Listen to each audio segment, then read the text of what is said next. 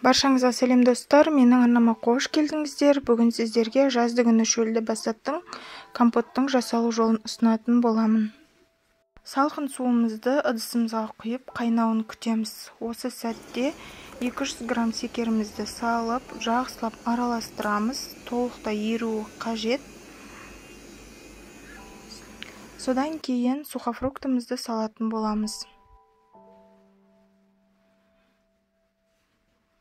Барлығын салып болғаннан кейін баяу отта 20 минут көлемінде ғана қайнататын боламыз. Яғни өте қатты қайнатып жібермеңіздер, баяу отта бүлкілдеп тұрса жеткілікті. Мінекей көріп тұрғандарыңыздай.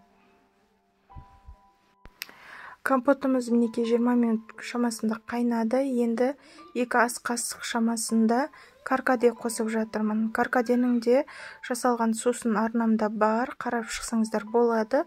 Өзгеше дәм береді. Бір жағынан каркаденің өзі де пайдалы тұстары өте көп. Сондықтан арнама кіріп, қарап, жасап көрулеріңізге кеңес беремін.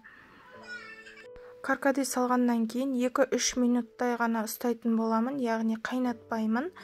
Толықтай суыған сәтте түсі де өзгеріп, ерекше дәм беретін болады. Міндетті түрде осы рецептпен жасап көруге кеңес беремін.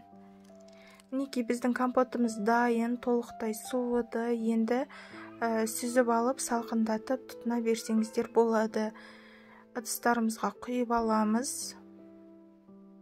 Жазды күні осындай пайдалы компоттарды тұтынуға кеңес беремін. Дәмі енді сөз жоқ, керемет, салқын, шөліңізді басатын пайдалы сусынды жасап көріңіз.